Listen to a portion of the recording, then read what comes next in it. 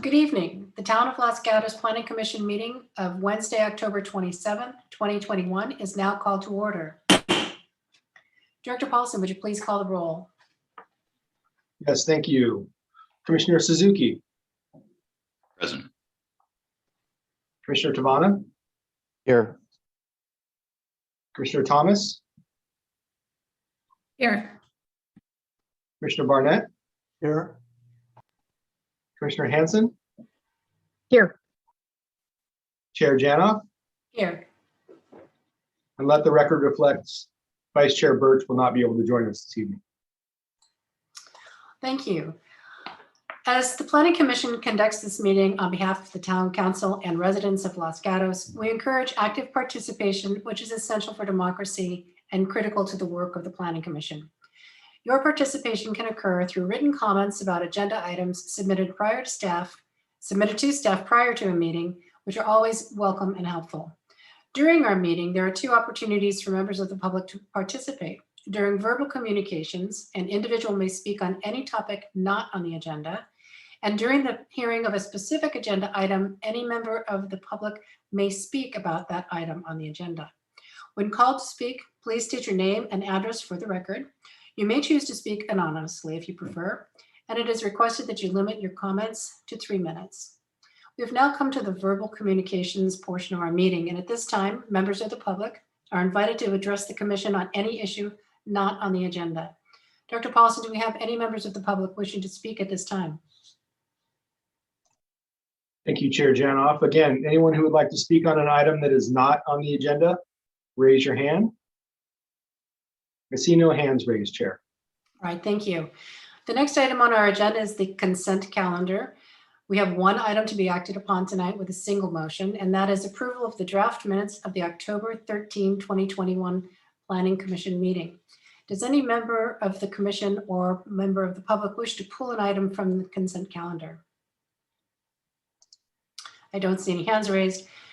So may I have a motion for approval of the consent calendar? Commissioner Suzuki. I move to approve the consent calendar. Thank you. Do I have a second? Commissioner Tavana. Second that. Thank you. So we'll now take the roll call vote, or unless there are comments or changes before I call the question. No. Commissioner Hanson. Yes. Commissioner Tavana. Yes. Commissioner Barnett. Yes. Commissioner Thomas. I'm reading your lips. Yes. And Commissioner Suzuki. Yes. And I vote yes as well. So the motion passes. We now move on to the public hearing, agenda item 2, which is consider an appeal of a community development director decision to deny a fence height exception request for construction of a 6-foot fence and driveway gate located within the required front setback on property zoned HR1. Property is located at 100 Alerch Drive, APN 567-18069. Property owner, applicant, and appellant is Anirudh Chauhan. My apologies for pronunciation. And project planner is Ryan Safety. Do we have any disclosures tonight? Thank you. And could I see a show of hands of commissioners who have visited this property? All right. Thank you. Mr. Safety, I understand you'll be giving the staff report tonight. Yes, thank you. Good evening, commissioners. Before you tonight is an appeal of a community development director decision to deny a fence height exception request at 100 Alerche Drive, zoned Hillside residential. The property is located on the southeast corner of Alerche Drive and Harwood Road. The property owner is requesting approval to construct a 6-foot tall wrought iron fence and automatic driveway gate within the required 30-foot front yard setback. The majority of the fence would have a 5-foot front yard setback, while the portion furthest from the street intersection would have a 10-foot front setback. The 2 vehicular gates would be set back 18 feet from the edge of the street and 13 feet from the front property line. Per town code, fences and gates within the 30-foot front and street side yard setback are limited to 3 feet in height. The rest of the proposal, including materials, design, and vehicular gate setbacks, comply with town code. The only exception proposed is for height within the front setback. When reviewing, town staff cannot find that any of the required conditions for exceptions listed in Town Code Section 294320 exist, and therefore denied the height exception request. The property owner cited sections B1, B2, and E of the fence ordinance for justification of this request. The property is a corner lot, and therefore section B does not apply. For section E, special circumstance, the property owner contests that a code compliant fence would not be compatible with the surrounding neighborhood. The property owner references 9 neighboring properties that have non-compliant fences based on the updated 2019 ordinance. However, none of these properties received an approved fence exception, and most were built prior to the updated ordinance. The property owner has appealed this denial to the Planning Commission. Several neighbors have submitted letters of support of the fence height exception request, included as Exhibit 10 of the staff report and Exhibit 11 of the addendum report. The desk item report contains 1 support letter and 2 letters against the proposed exception request. Based on the discussion provided in the staff report, staff recommends that the Planning Commission make the findings to deny the appeal, uphold the decision of the Community Development Director, and deny the fence height exception. This concludes staff's presentation, and we are happy to answer any questions. Thank you, Mr. Safdie, for your report. I see Commissioner Hanson does have a question. One of the questions I had, I wanted to ask if the status of the vineyard, as I understand it, the applicant bought the home and the vineyard was already there. And I remember from a previous hearing that that we have to have like a conditional use permit or something for the vineyard. What is the status of approval of the vineyard from the town's perspective? The town doesn't have records of approval of the vineyard. Per the application packet, the property owner purchased the property with the vineyard already installed. Okay, so does that create a compliance issue for us that they have a vineyard that, but since they bought the property, they didn't know that? I mean, what is the story on that? So we would have to go back and look through our records. Commissioner Hanson, there are a number of what now are non-conforming vineyards that were installed prior to that requirement for a conditional use permit. And we have a number of those throughout town. If the Planning Commission would like us to pursue that avenue, we're happy to do that. We, as you know, typically work on complaint-based, so we don't go out looking for those things. The vineyard's been there for a time unknown, and obviously the current property owner wasn't party to that requirement. Okay, there's no need to pursue it. I just wanted to understand that. And again, I'll repeat that I understand from reading this that the applicant bought this vineyard was installed prior to them doing the property. My second question for staff, and then my last question is, so they started to construct the fence, and what is the penalty or remedy for people that go without a permit and start constructing something? Or you just stop it, or is there some penalty that's assessed on top of that? Yes, thank you for the question. So a code enforcement complaint was received, and that's why the stop work occurred. At this stage, basically they're in limbo. They can't build any further until we approve a fence height exception, and if not, they would have to remove it. And the code enforcement department can issue fines, I believe, on a daily basis, if and when we get to the point where the exception's denied and we tell them to remove it. But at this point, there's none of those applied. Okay, thank you. So just a follow-up question for staff. If the reverse were true, if the Planning Commission approved the appeal, would there be fines that the appellant would be assessed relating to the construction of a fence without the permit? It's my understanding that no. Basically, the code complaint informed them that they have to stop work and apply for a fence, and their application is still pending for that fence. All right, thank you. Yeah, that's correct. Our code enforcement is always trying to get compliance. So when we find a violation, either by a complaint or for other reasons, we try to get voluntary compliance. In this case, as long as they come in a reasonable amount of time and apply for the permit, we don't assess fines. All right, thank you for that clarification. Do any other commissioners have questions of staff before we hear from the, yes, Commissioner Barney? wonder if Mr. Safdie could specify how many of the non-conforming neighbor fences were completed after the ordinance was passed. So that's something where we did check Google Street View to try to get an idea of, in 2019, the fence ordinance took effect. The latest Street View out there is 2017. So there were 2 of the properties referenced in the appellant / property owner's application packet that were built following 2017, but it's not clear if they were built after the ordinance or before, because there's not a more recent Street View image. I see. Thank you. Any other questions for staff?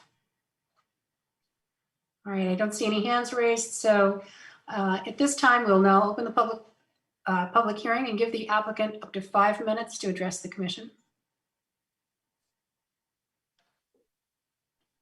Thank you, Chair. So whoever's going to be speaking on behalf of the applicant, please raise your hand. Otherwise, I can just allow, thank you. Can you go ahead and unmute yourself, and you have up to 5 minutes. Thank you. Thank you to the commission and Ryan, can you please? Yeah, okay. I can see the deck. First off, I appreciate all of you taking out time for this. And I just want to present some facts and a couple of questions that I heard from commissioners. I also would like to touch upon it. Ryan, if you could please move to the first slide. So this is where I want to give you the neighborhood view. So my house, if you see the on Eloche Drive at the corner, F with a question, this is my house is. And the map, I took it from the zoning map from Los Gatos, and I just marked it up with all the houses that have fence, and those are in blue. And the ones that do not have fence are in red. And there is one property which has a fence all the way to the street, which today would be non-conforming. I put it as partially fenced. Now, the part that I want to cover with this slide is, as you can see, other than 3 houses, all the houses in the neighborhood have a fence. And there is a good reason for that. This is a neighborhood which has very high foot traffic. This is a neighborhood where people did feel the need to have some kind of a security and put in that fence. Now, it's unfortunate that the previous owner for this property maybe could not do it before 2019, and now the ordinance is in. But my point here is, I need to keep security of my family and my vineyard, and that is the reason. That's the primary reason why I'm trying to put this fence in. So just to get the data out there, 18 out of those 23 fences in the neighborhood would not pass the current ordinance as it stands today. But yes, all of them were grandfathered in before 2019. So, no issues with those fences. Now, Ryan, if you can move on to the next one. What are my concerns? I have a mature vineyard, and I did not know when I bought this property that there was some pending thing on the vineyard. That was never disclosed, but I believe I was told the vineyard was valid.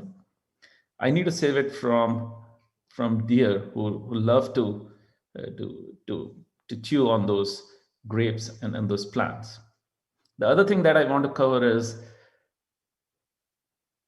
there have been at least 5 trespassing in my property, and a couple of them were visible to the neighbors as well, where I had a tow truck parked in my parking lot because this gentleman wanted to go back and check out the chicken coop. There was a second incident where a couple of gentlemen came all the way back to the backyard. Now, as I said, there's a heavy foot traffic. There are a lot of people who come in and they walk around. Some people get curious. They want to get some grape leaves for the cuisine, and we've been surprised where people are there just trying to get the grape leaves. I have no problem, people can ask, I'll give them. I'm happy with that. But it's a fear that sinks in when you see some strangers out there. And this is where my family, especially my daughter, is at a point where she doesn't feel like she's scared when it gets dark. She doesn't feel comfortable going out. She plays soccer, she goes to school. If something is left in the car, she'll call me or her mom, can you please go get it? And I asked her a couple of times, her point was, no, I'm scared. I don't want, what if there's a stranger out there? And as a father, as a head of the family, to me, it's very painful to see, that we have to live in that fear. My daughter has to live in that fear. I'll call out another point where, it's a corner lot between Alerce and Harwood, which has very high foot traffic. And I appreciate that. I love people going for walks and stuff. But then on Harwood, 11 o'clock at night, 12 o'clock at night, you can have people doing all kind of stuff. There have been 2 instances where I walked over to guys because they were laying on the walkway just to check if they're fine, and they said they're fine. But there are people who are drinking, there are people who are skateboarding, there are at night, there are people who are doing all kind of stuff. And that also doesn't give a sense of security, especially being a corner lot. I understand, one of the neighbors made a comment, why does your daughter need to come to the front? Why can't she be in the backyard? That's not how I want to grow my daughter. That's not how I want, that's something I cannot live with, where I have to tell my daughter, her friends, my wife, or anybody, please don't come to the front, just stay inside, indoors or in the backyard. That's time, Chair. All right, thank you. And if we could go back to, yes, thank you. Do any commissioners have questions for the applicant at this time? Commissioner Hanson. I'd like to ask, you had a statistic and thank you for all the research that you did. You had a statistic where 18 of 23 houses that you looked at that are close to you had fences. But my question is, do they have front fences that border the street? Okay. Yes. And are they in excess of the 3 feet requirement of our fence ordinance? The ordinance is 20 feet setback, and all of them are not. They don't have the setback for 20 feet. Oh, no. Well, I was talking more about the height. So the fence ordinance, one of the big points of contention, and we had a lot of wildlife groups speak, was that they wanted to have 3-foot fence only in the front yard so that wildlife could pass through freely and that you wouldn't be obstructing views and whatnot. So my question to you was, how many of the 18 of 23 have in excess of 3-foot fences height? All of them are in excess of 3 foot. All of them are 6 feet.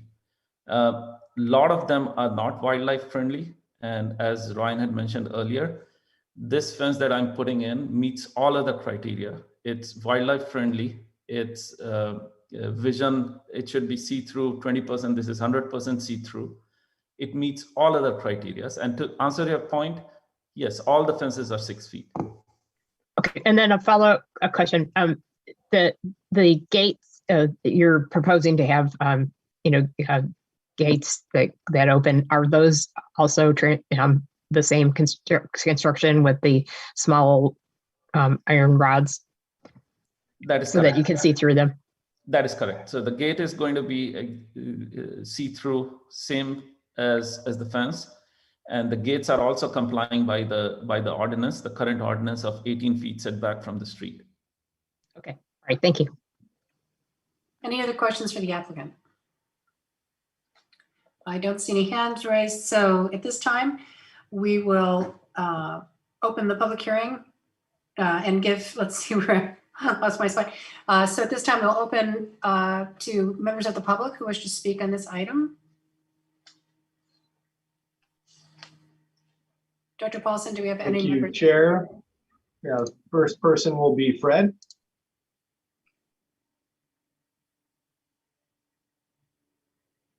Fred, you can unmute yourself and you have up to 3 minutes. Oh, can you hear me now? Yes, we can. Go ahead.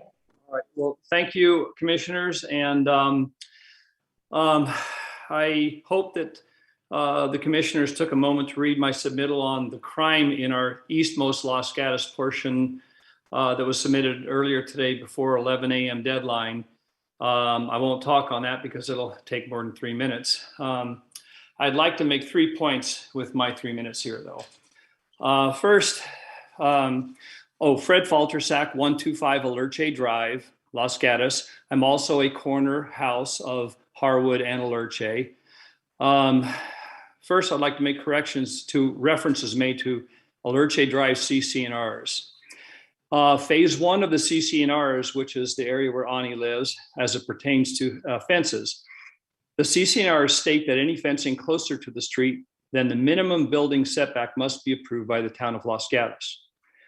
The second correction is that even though phase 2 of the Alerce Drive development was built a few years later, the same CC&Rs were recorded on phase 2 as were recorded on phase 1.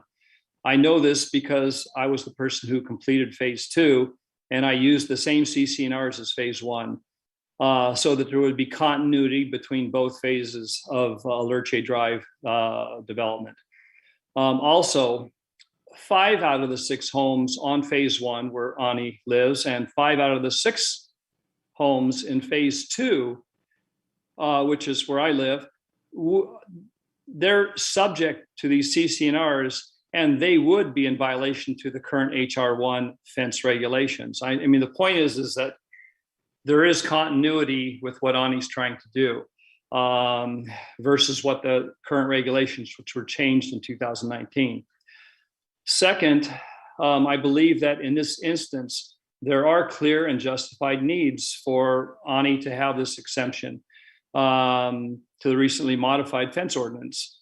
There is not one set of community standards which will work for in every instance for every home or every neighborhood within a specific zoning, including HR1, which is why the variance process exists.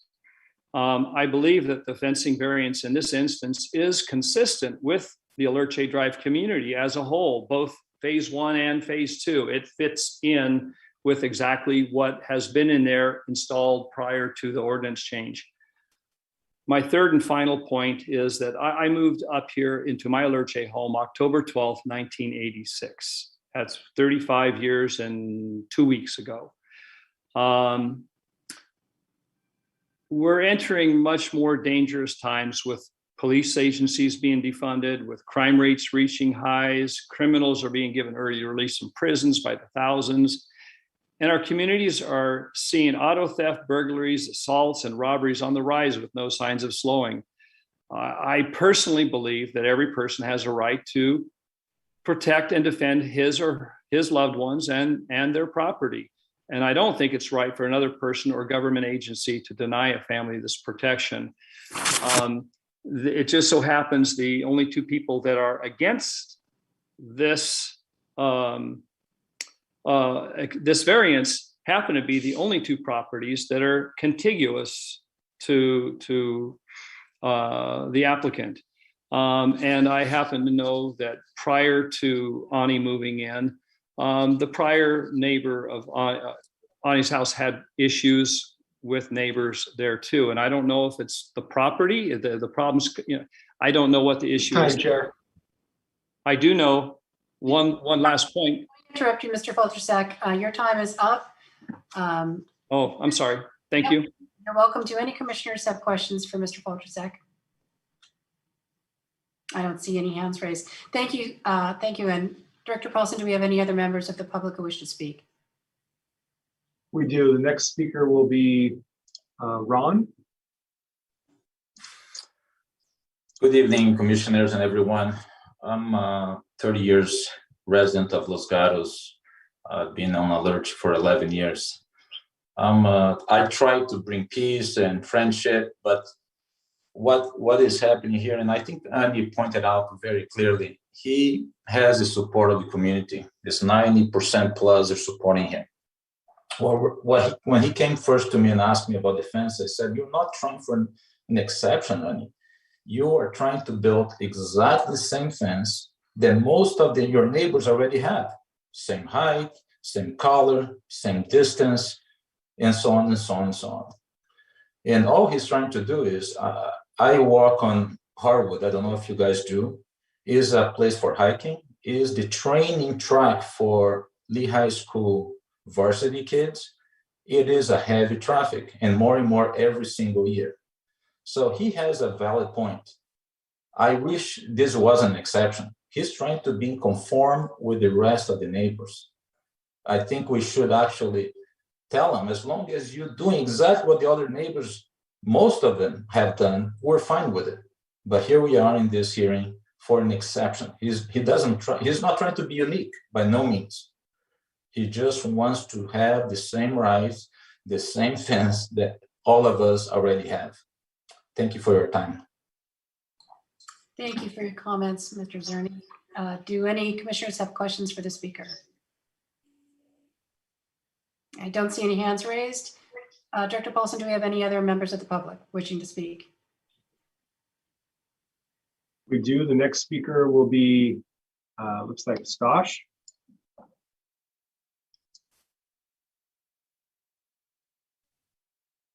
Hello, can you hear me? Yes, we can. The point I want to make is about, how fenced up is the neighborhood right now? I think some of the discussion has left the impression to anybody who hasn't been here that like there's fences everywhere. When you first turn onto Alerce, based on the hills and the curves and stuff, when you first turn onto the street, you can only see 4 properties. And of those 4, only one has a fence across the whole front of the property. The corner properties have a little fencing on the side of the yard, but not across the front of the house, except one of the 4. Then as you go around the approximately 90-degree right-hand curve there where Kreider Court comes off, you see 2 more houses, one of which is mine. And the 2 of us have no fence across the front of the house. So your impression, your sense of your view, your vision as you come through that sort of first half of Alerce is not one of fences everywhere. And while it's true, the total counts that have been cited, there's a lot of fencing on Kreider, there's a lot of fencing higher up, but it's currently an open vista in the lower half or 2/3 of Alerce. Marta, my wife Marta is also here in the room. Marta, anything else you want to add or want me to add? No. Okay, that's all. All right, thank you for your comments. And could we have the next speaker, please, Director Paulson? Yes, the next speaker will be Eugene. I also see Fred's hand re-raised. Fred, we only allow folks to speak one time. After Eugene speaks, then I will open up to see if you have another member of the household that wishes to speak.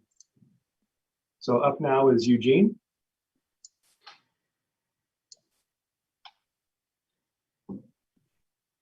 Oh, hi, can you guys hear me? Yes, we can. Go ahead. Okay, hi there, Planning Commission. My name is Eugene Krasinski. I'm at 117 Alerce Drive.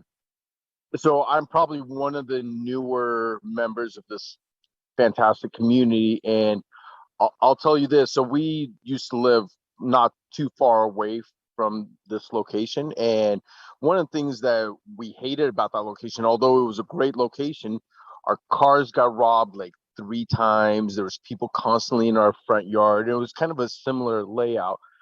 When we drove up on Alerce, and Stasha, I hear your point that the first or the second house after you turn on Alerce doesn't have a fence, but the first 2 houses actually do have fences on the front of it.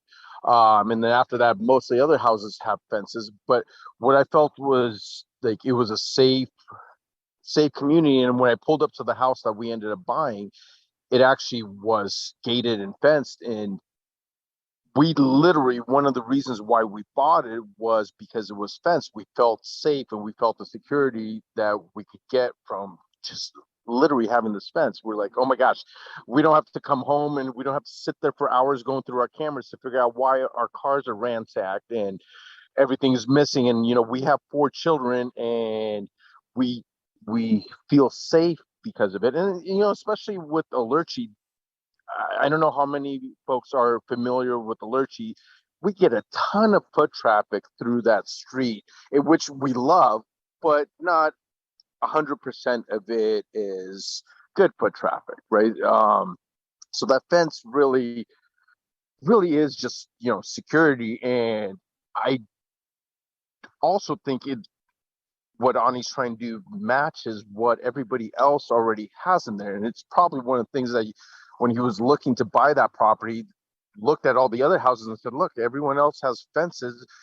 I'm guessing I can make a safe home for my family and, you know, eventually put a fence in, right? So I think that's important. And I don't think for the reasons that he's being stopped, the zoning, I don't think really applies to this particular community because most of them do already have it, you know, and it adds a lot of safety and comfort to all of us in that community. I also would like for him to have that fence because the more people that know that our community has fences, the less people that are going to come try to do nefarious things in our neighborhood will want to come up there.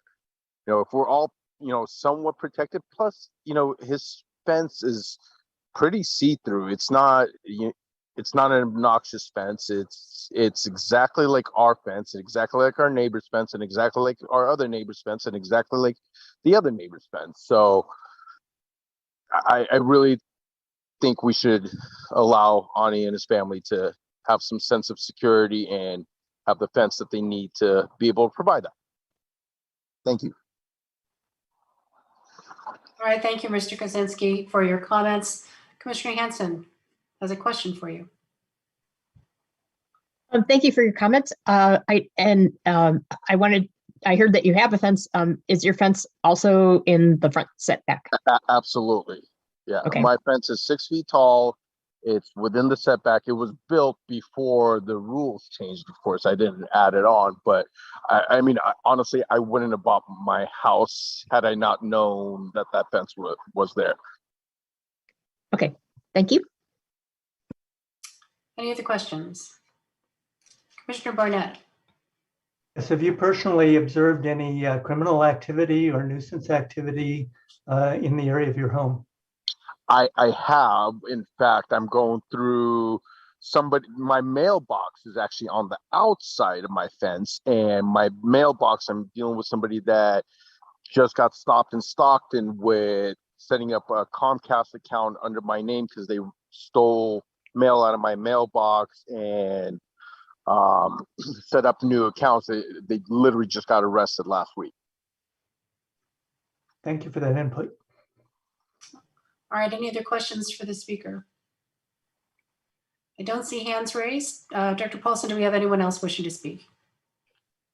Thank you, Chair. Again, I'm going to allow what is listed as Fred to speak, assuming it is another member with him. If it's not, then he will be muted. I'm sorry, I mistakenly hit that, or I didn't know I hit the raise hand again, but I do have stats on those vineyards and when they were planted, if anybody cares to know. Other than that, I've nothing else. Thank you. Dr. Paulson, do we have any other speakers? I don't see any other hands raised, Chair. All right, at this time, we will invite the appellant back for final comments if you wish to address the commission. Yes, please, thanks. And Ryan, if you could present that thing back, the deck I have. So in the first section, I spoke about the security. If Ryan, if you can move to the next slide. I truly respect all the ordinances and I do believe they are for good reasons. And one of that principle behind this was uniformity and conformity to the neighborhood. If you could move to the next one, please. And this is where I want to present yet another map where with the fences, and I'm going to present the data, 11 out of those 18 fenced houses match exactly, or I should say my fence that I'm proposing match 11 out of those 18 fences that are there in the neighborhood. It also conforms to the city guidelines. Other than the height exception, it conforms to everything. So conformity was a big key factor while I decided this fence, the design. If you can move further, I think we can skip this. The last point that I want to just highlight is the support, the neighborhood support. We have 14 houses on Elerche. Out of that, 12 of them have given written formal support for this fence, and they do believe that it conforms with the other fences that we have. So I just want to repeat what I have covered before. My request here is to let me build the fence so that I can give enough security and comfort to my family, and at the same time conforming to the neighborhood look, trying to conform as much as I can with the city guidelines, and at the same time,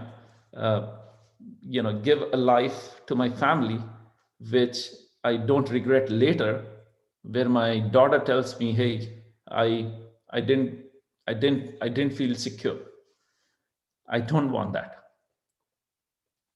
I'll stop at that. All right, thank you. Do commissioners have any more questions? Commissioner Hanson. I wanted to ask a little bit more about the vineyard. I understand that you didn't put the vineyard in, and you did talk about deer, but it sounded like in the staff report you'd had more issues with deer eating from your fruit orchard. So could you comment on to what extent you've had, prior to even thinking about construction of the fence, that you've had damage from deer to your vineyard and fruit orchards? Yeah. So my data point is all based on the facts that I've heard from the previous owner. Just to give you more details, I bought this property last December. I didn't know that, so the vineyard was existing. I didn't know it's an HR1 zone. One of the things that, the point was discussed, why it was the fence started. In the city ordinance, it says as long as there's a 10 feet setback, in some areas, you can have a 6 feet fence. I didn't know, and I genuinely, honestly didn't know it's an HR1 zone, and I have to look at something else. I'm gonna stop you. I understand your justification. I'm just asking the question about to what extent you've, since you've been there since December, so what extent you've had damage from wildlife to your vineyards and or fruit orchard to date. I have seen deer a couple of times in the front, but I was outside and I have Ring, which gives me the notification. So I was constantly keeping an eye, and because we are working from home, I've not seen a damage per se, and I was being vigilant. But my previous owner did mention to me that we get frequented by deer, and I have to watch out for it. Okay. And you talked a lot about the security of your family, which I understand, but what priority does this vineyard have for you in your continued operation of your home? It is. I had mentioned, I get 200 pounds of fruit out of it. And I also have a vineyard in the back. And by the way, it looks like this vineyard was built in 2004. So it's been a while. So it is, and I have an LLC, and I use this to compensate for, and I plan to use I did harvest this year. We are bottling it, and it was previously being sold in Los Gatos, one of the shops. I plan to continue to do that. So in that sense, if the vineyard is not safe, it does hurt me. Okay, all right, that's what I wanted to know. Thank you. All right, thank you for that. Commissioner Suzuki. I wanted to, clearly you did your due diligence in gathering the opinions of your neighbors. I was wondering what those who were unsure about the fence, so you had, I believe it was 2 versus 2 unsures, 18 in support. What did you hear from the 2 unsures that made them unsure? Well, I think one of that household has already sent the comment. It was in the addendum. Both husband and wife have sent. The second house, which is my immediate neighbor, what I was told, and we had a conversation day before yesterday with both of them. What he mentioned to me that he was a little uncomfortable initially because of the gate. That was initially when I was thinking about it. The gate was a sliding gate on one side, which was all the way to the end, and he had concerns. So at least what he told to me on my in my presence and in presence of one of my neighbors was, as long as the gate is 18 feet inside and confirming, I personally don't have objection with the fence. And I had, even before I started the project, I had asked the contractor to line it where I want to put the fence. I had showed it to them, and I had got the blessing from them. I believe the gate is something that they were worried about. That's to the extent I know of, based on the communication from them. Thank you. Thank you. Do any other commissioners have questions for the appellant? Commissioner Barnett. Yes, as I understand, your appeal from the development director is based in part on a concern about privacy. And I did look at the property and saw that it's fairly easy to look through that. So I was wondering if you could expand a little bit on your position that privacy is one of the justifications for the exception. Yeah, that's a very good point. So to be very honest, there's a thin line between privacy and security. And the fence that I'm trying to put in is not going to give me privacy per se. It's a completely see-through, and I'm fully conscious and aware of it. What I'm looking for is a security, and fence and gate are deterrents. If somebody is really hell-bent, they will do it, but it's a deterrent. The other factor is, it does stop. If someone has to climb that fence, a 6 feet fence versus a 3 feet fence, you can jump. If let's say my daughter is out there, somebody is trying to climb the fence, she has an opportunity those 4 or 5 seconds to run into the house. Or, she has a few seconds. So it's a deterrent. It gives the security. It prevents some of the people from jumping up. If the neighbors are around, they can see if somebody is jumping from the fence, versus somebody casually walking in and picking up a package or doing something. The neighbors don't know whether it's a genuine person who has walked in or it's a trespasser. But if somebody is jumping the fence. Excuse me, interrupt you for a second.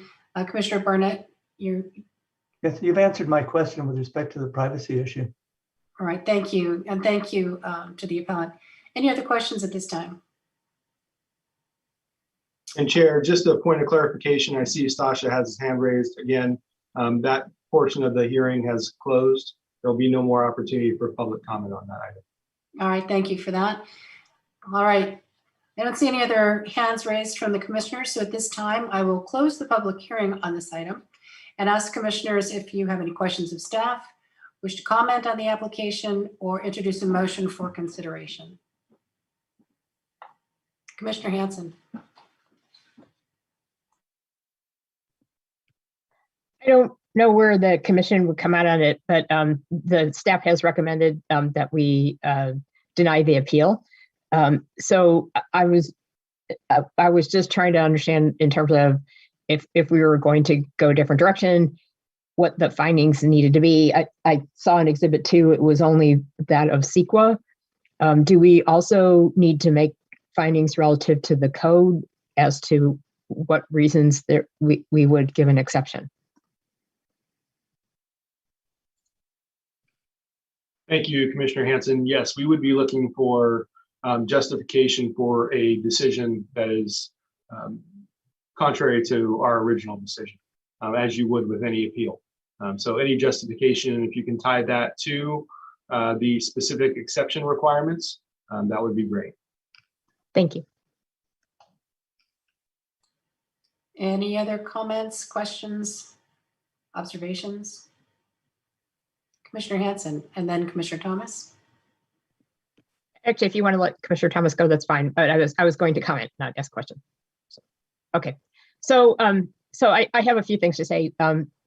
First of all, I was on the Planning Commission when the fence ordinance was approved, and there's a different rules for the hillsides and not the hillsides. And I happen, along with Chair Janoff, we both live in the hillsides.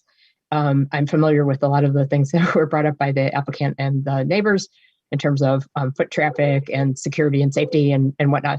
So, and it was a known issue when we put in the fence ordinance that a lot of people already had fences. And so it was going to be fences that would be grandfathered. I can use my own house, for example. I have a chain link fence enclosing my backyard that protects my dog from all kinds of wildlife and critters and keeps them from running away. I also have a 6-foot fence in the front. We used to have ponds. It kept people from jumping in the pond and drowning. We had a deer drown in the pond. And so there's always reasons for putting in fences for people to enjoy the use of their property.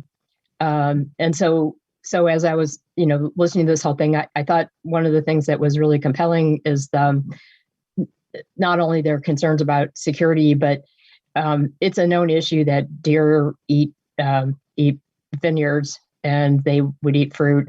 We just recently at our home put in many, like 600 plants because we didn't want to do a lot of hardscape in our front yard, and probably about 100 or 150 of those plants, a quarter of them were savaged by the deer, and I'm having to put another several $1,000s into new plants. I didn't want to put a whole fence enclosing everything. I have it across the front yard, but the deer can get in.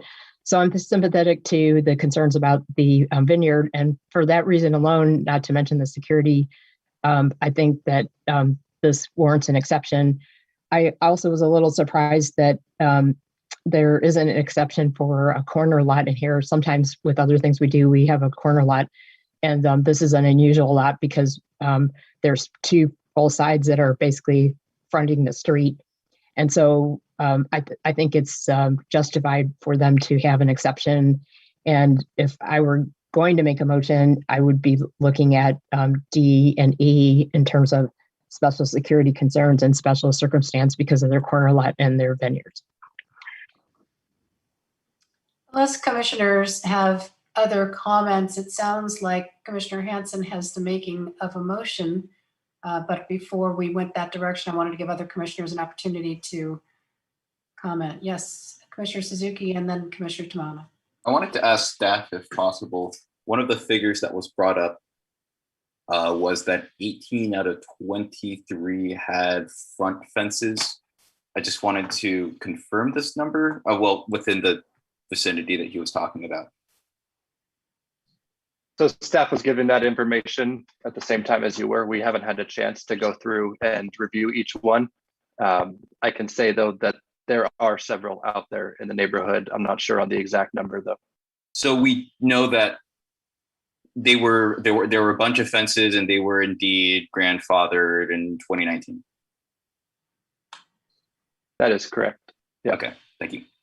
And actually, we may not know that there were fences that were probably grandfathered in 2019, and there may have been fences newly built after 2019. I guess we don't know that precisely. Commissioner Tavana. Yeah, Commissioner Suzuki actually asked kind of the question I was going to ask, if staff took into consideration the immediate neighborhood and the fences that they currently do have, and if it fits the match of what they're proposing this evening. We did look at And that, through the but chair, Yes, go ahead. go ahead, Mr. Safdie. thank you, Mr. Paulson. I was just going to say we did look at that, but we are limited to the specific conditions listed in the town code, and compatibility with the surrounding neighborhood is not one of them. And through the chair, I just wanted to also add, just kind of adding on to the question Commissioner Hanson asked before, obviously this is a new ordinance. We have granted some exceptions where we found them to be appropriate. But as with any new ordinance, as we're implementing them, if we have a question where we don't think it meets it from a strict fact perspective, then that's where we look to. That's why there's this process for folks to request exceptions and appeal the decision of the community development director. So, should the planning commission feel that there is compelling evidence that there is justification based on the exception language, as Commissioner Hanson mentioned, then that is perfectly fine with staff. We just think that it needs to have this further consideration given these fence height exceptions. You'll actually be seeing another fence height exception at your next meeting, I believe. Yeah, and I just wanted Not to in the Hillside. I wanted to comment on something related. Town has policies and ordinances that are there for very, very good reasons and have been thoroughly thought through in their implementation of their development and implementation. However, there's always going to be a circumstance that warrants further thinking. One ordinance isn't going to fit 100% of the circumstances around town. We know that. And so we appreciate that the appellant is here before us and asking questions. These are meaningful for us and important to the neighborhood and to the appellant, and with respect to following town code, town policy, we want to strike an appropriate balance. So having said that, any other comments? Commissioner Thomas. Yes, I just had a question for Commissioner Hanson. Thank you for sharing. My original question was to hear a little bit more about the background, because I know some of you were on the planning commission when this ordinance was adopted. So if we're looking at what we believe could qualify as an exemption or an exception, I'm looking at section 294320.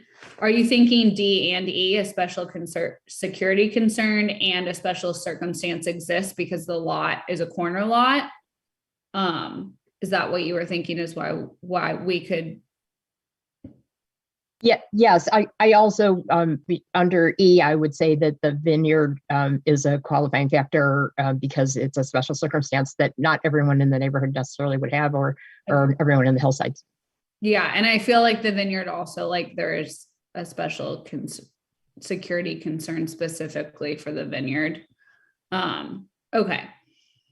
Okay, that's what I just wanted to clarify. And since a lot of you were on the commission when this ordinance was adopted, do you feel like the fences that exist in this neighborhood and this fence that is proposed to be / kind of already built is friendly to wildlife, according to what people came and presented a couple of years ago?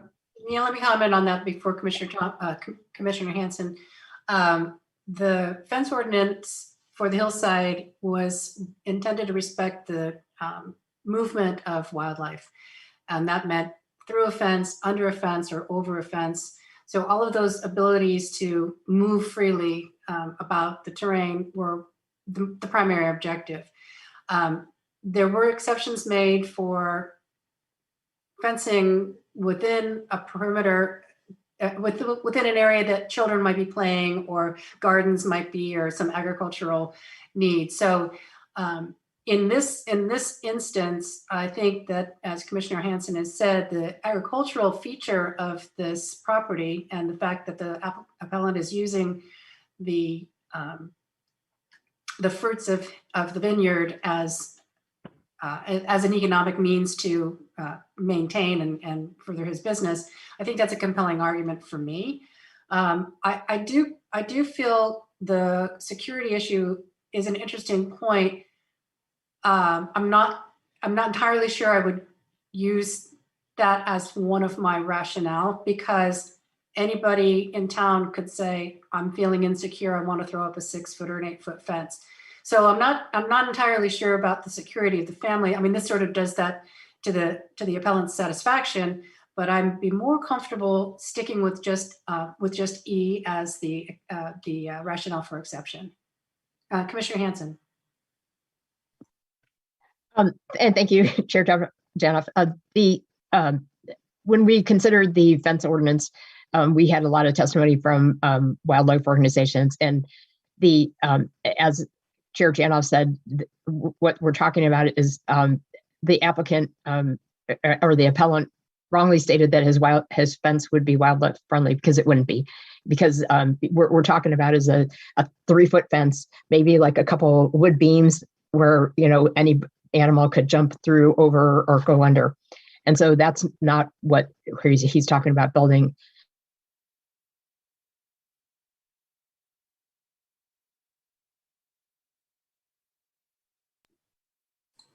Commissioner Hanson has frozen, sadly. Neighborhood that has a vineyard top either. So, I mean, that's really the compelling thing that I'm thinking of. Commissioner Hanson, we lost you for a few minutes there, but or for a few seconds. Does anybody have a question about what the commissioner is saying? Commissioner Thomas. Thank you for that clarification. That was my understanding too of what wildlife friendly was. So I just wanted to make sure that I was on the same page as everyone. I do want to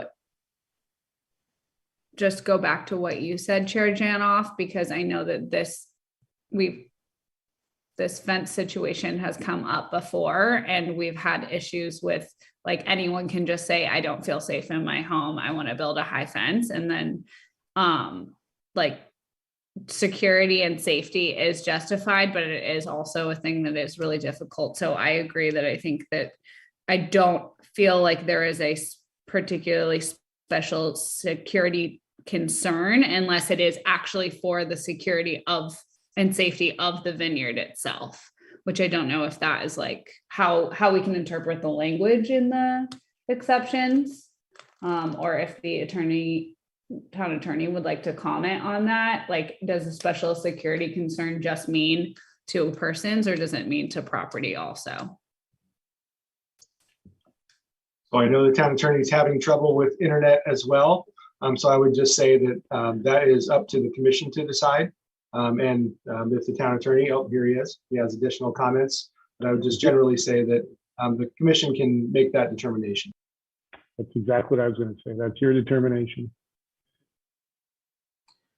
Yeah, thank you for that. And I think just to follow on that a little bit, as the appellant mentioned, this deterrent is satisfying his needs and his family's needs for people, unwelcome persons coming into the property, as well as potential mail theft, which is a real issue for many of us living in the hillside. So I would be comfortable, as I said, I would be comfortable with item E. And if we limited the security to the security of something other than persons, then that specifically securing the people inside, we're not talking about deterring people outside. So that's kind of two different things. But if you wanted to frame something that for consideration, I would welcome you to do that.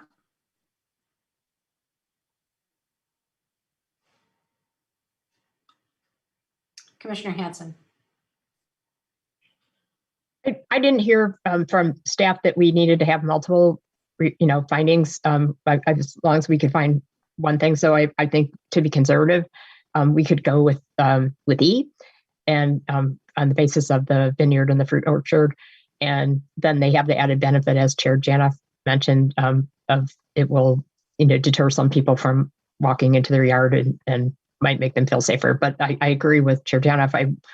I think it's a slippery slope to use security as a primary issue, because then anybody could say somebody walked in my yard and now I need to put up with 6-foot fence. And, we don't want to do that in the hillsides. So if you want me to make the motion, Chair Janoff, I can do that, or if someone else would like to. Please go ahead. Okay, so I'm going to move to grant the appeal of the Community Development Director's decision to deny the fence height exception request for construction of the 6-foot fence and driveway located within the required front yard setback on property zoned HR1 located at 100 Alerchi Drive, APN 567-18-069. And then I can make the required findings for CEQA.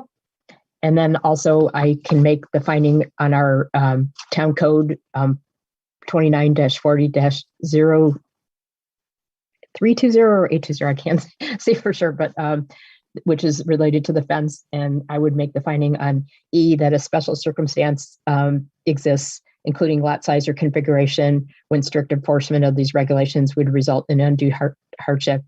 And this is based on them having the vineyard and the fruit orchard, and also that it's based on a corner lot. So there's 2 full frontages exposed.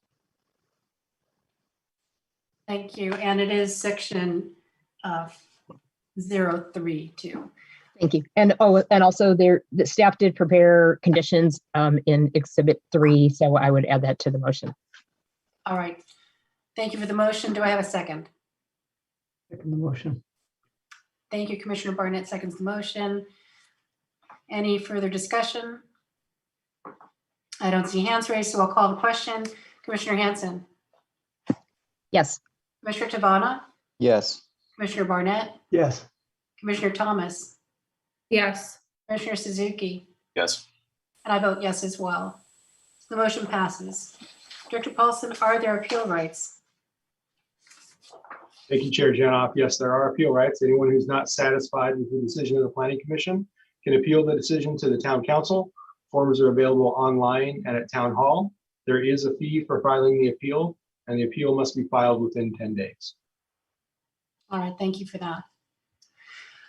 Okay, we're going to move on now to item number 3, which is requesting approval for a variance from the town code for height of an accessory structure and length of driveway, and an exception to the Hillside development standards and guidelines for the setbacks of an accessory structure on property zoned R-110, located at 56 Kimball Avenue, APN 529-33035, variance application V-20-002. Property owner Peter Lischnernis and Kim Nguyen, applicant J. Plett, and project planner Jocelyn Schupman. Are there any disclosures? And may I see a show of hands of commissioners who have visited the property? Thank you for that. Mrs. Schupman, I understand you'll be giving a staff report. Good evening, Chair, Vice Chair, and Commissioners. The subject property is located on the west side of Kimball Avenue, accessed off of Rogers Road. The applicant is proposing to construct a 498 square foot detached garage in order to accommodate covered parking on the site with an 800 square foot accessory dwelling unit below. The project is being considered by the Planning Commission for 3 separate items this evening. The first being a reduced front setback pursuant to town code for a non-conforming lot. The property is considered to be a non-conforming lot due to the fact that it's less than the minimum lot area of 10,000 square feet and has a lot depth less than the minimum of 100 feet. The applicant is proposing a front setback of 7 feet, whereas the minimum required setback would be 12 feet, 6 inches. Secondly, the applicant is requesting approval of a variance for a driveway length that is between 7 feet and 15 feet and 3 inches, where a driveway length of 18 feet is required by the code. And the applicant is also proposing a 20-foot tall accessory structure with an ADU below, whereas the maximum height of an ADU is 16 feet. The variance requests have been outlined in greater detail on pages 5 and 6 of your staff report this evening. And lastly, the applicant is requesting an exception to the Hillside development standards and guidelines for the front, side, and rear setbacks as outlined on page 4 of your staff report. The Hillside Development Standards and Guidelines require that accessory structures and accessory dwelling units shall have the same setback requirements as the primary structure. The applicant's justification for the request this evening cites that due to the width of Rogers Street, no street parking is permitted, and the new detached garage and existing open parking deck will allow for additional cars to be parked on site. The applicant also cites that the proposed structure location is the most optimal based on the sloping topography of the site, retention of existing trees, and that the structure placement would be compatible with the existing family residence and other residences and detached structures within the immediate and greater neighborhood. Based on the analysis provided in the staff report this evening, staff recommends approval of the variance application subject to the recommended conditions included in Exhibit 3. This concludes staff's presentation, but we are available to answer any questions you have tonight. Thank you, Ms. Jickman. Do any commissioners have questions for staff? Commissioner Hanson. Thank you for the very detailed staff report, and because it was fairly complicated. I wanted to know, does staff concur with the applicant's assertion that the placement is within the LRDA? The placement of the garage itself is within the LRDA.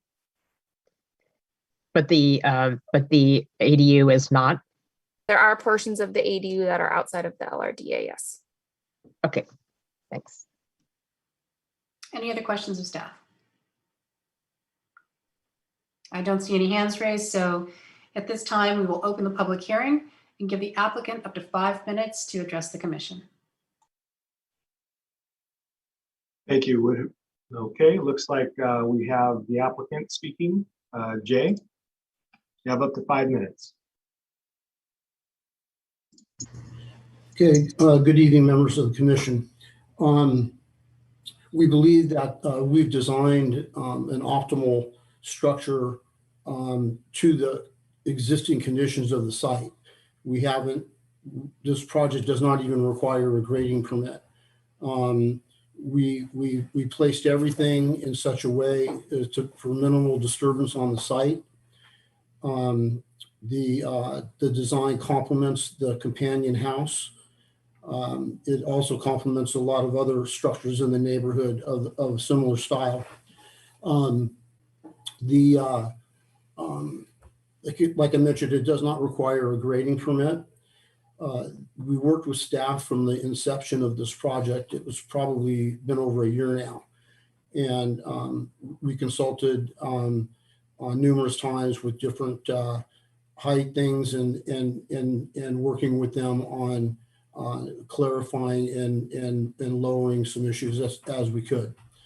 But when we look at the staff report, it looks very positive. We think we did, considering the site, a very good job with the spirit of the Hillside guidelines and the direction of that the town would give in that matter, and also just with respect to the environment in which the house and the ADU and the garage will be situated. And if you have any questions, I can answer them. All right, thank you, Mr. Platt. Do any commissioners have questions for the applicant? I don't see any hands raised. So at this time, we will invite members of the public to speak under the public comment section. If you wish to, please state your address, your name and address. You may also speak anonymously. However, please understand that the meeting is being recorded for the public record. Please limit your comments to 3 minutes. Do we have anyone from the public who wishes to speak at this time? Director Paulson. Thank you, Chair Janoff. I don't see any hands currently. Would anyone from the public like to speak on this item? I see no hands raised, Chair. All right, thank you. In that case, we'll invite Mr. Platt to return and add any comments if he wishes to.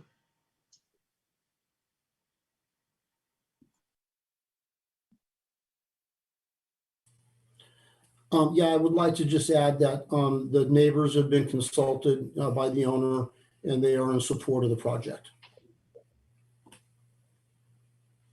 Thank you for that comment. It was actually a question I was going to ask, whether there was any neighborhood outreach, since we didn't hear from any of the neighbors in our packets. So thank you for that. Any other questions for the applicant? I don't see any hands raised. So at this time, I will close the public hearing and ask if any of the commissioners have questions of staff, wish to comment on the application before us, or introduce a motion for consideration. Commissioner Hanson.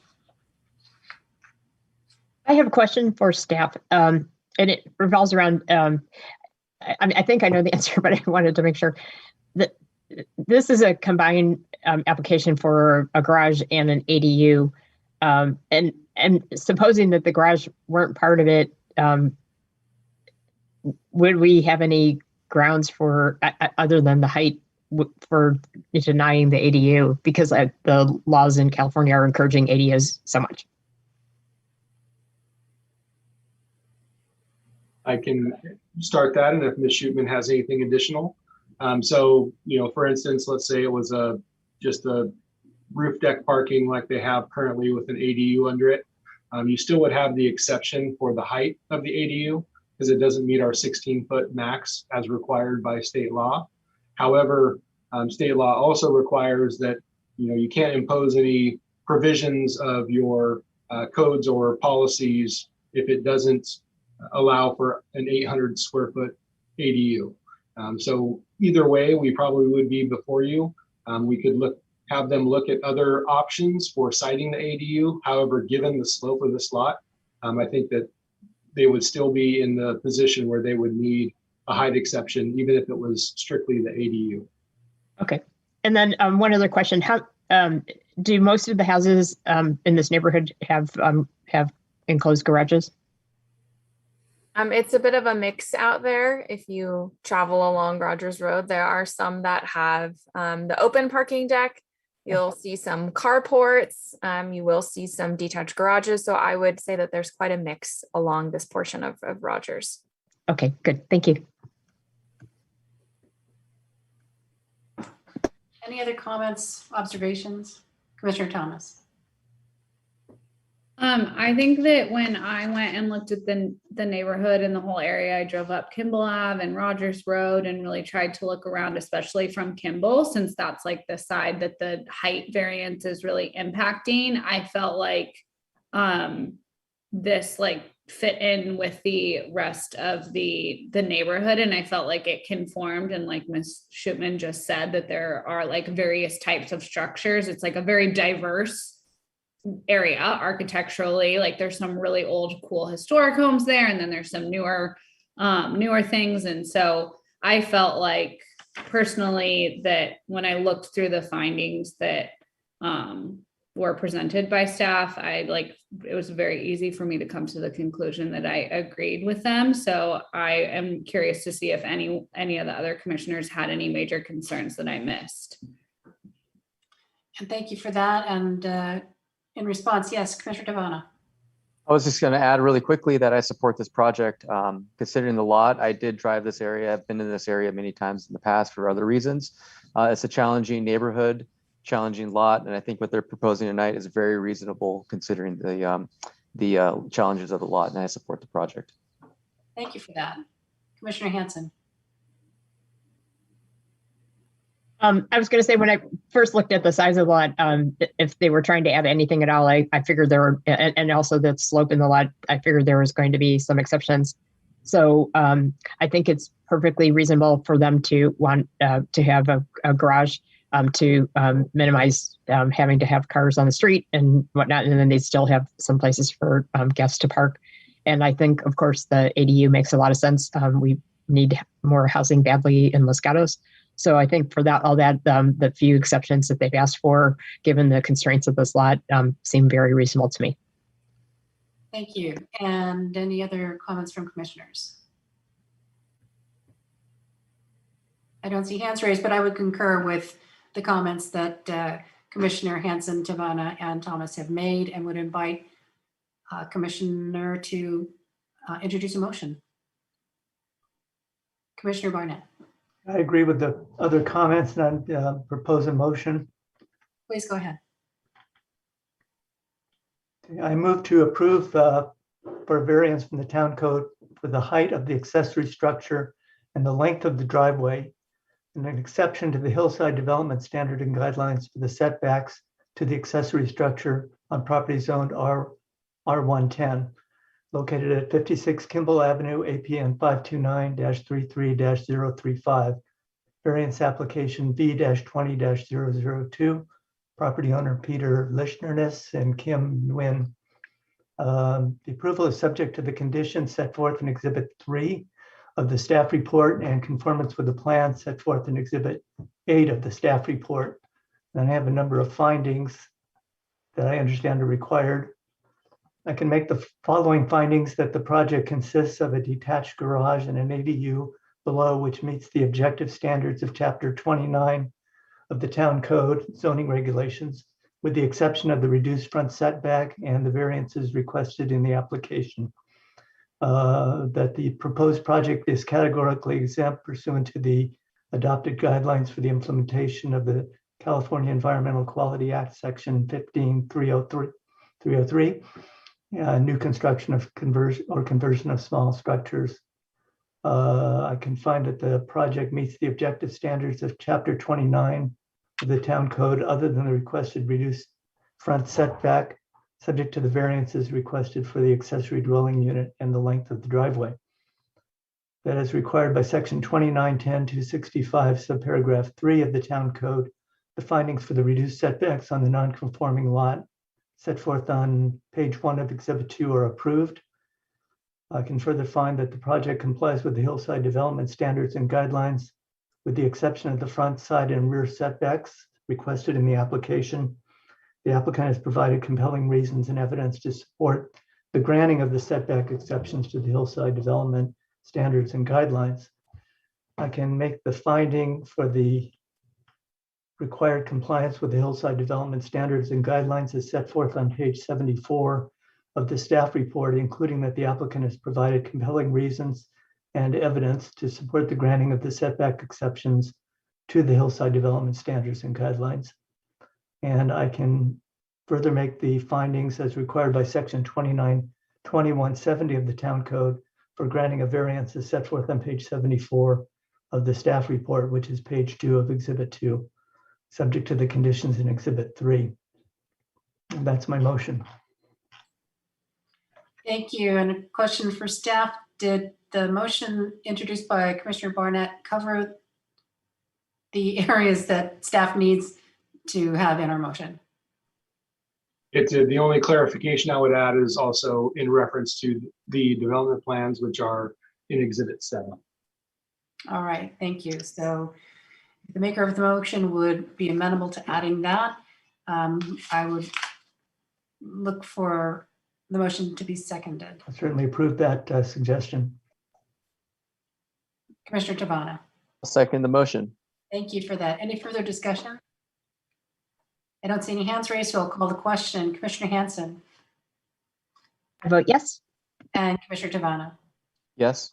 Commissioner Barnett, Yes. Commissioner Thomas, Yes. Commissioner Suzuki, Yes. and I vote yes as well. So the motion carries unanimously. All right, our appeal. Right. Are there appeal rights for this decision, Director Paulson? Yes, thank you, Chair Janoff. There are appeal rights. Anyone who's not satisfied with the decision of the Planning Commission can appeal that decision to the Town Council. Forms are available at Town Hall and online. There's a fee for filing the appeal, and the appeal must be filed within 10 days. All right, so we now move on to item number 4 on the agenda, other business, and we have a presentation by Town Attorney to review and discuss the commercial cannabis commercial cannabis presentation. Town Attorney, Mr. Schultz. Good evening, Chair and Commissioners. Let me share my screen with you. Oh, I think I need sharing capability. And if you don't have this as part of your presentation, my question to you is, what are you looking for from the Planning Commission following your presentation tonight? Okay.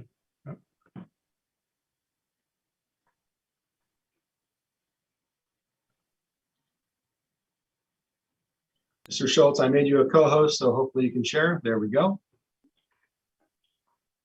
Okay, so tonight, coming before you is really just to seek your input and let you know about this issue and hopefully share with your community members your neighbors about this important issue that's coming forth. And I'll go through quite a bit in a very short period of time, but it's really just the first presentation. This is a very long process that would accumulate next November if it goes that far, with a vote of the people on whether they want to tax commercial cannabis in town. But in January of this year, the council gave me direction to begin seeking input regarding the development and implementation of regulations that would allow commercial retail, cultivation, production, processing, and manufacturing. And regarding this presentation, when I say commercial cannabis, it also includes both medical and recreational cannabis. So how will today's input be used? So like I said, I've been doing this workshop throughout the year, and towards the end of this year, I think I've probably done well over 10 and maybe 20 of these presentations. I'm trying to cover the same presentation in each so that all the social clubs, parent clubs, and all the other places I've done it, and the commissions and board meetings hear the same topic so that they are informed at the same level.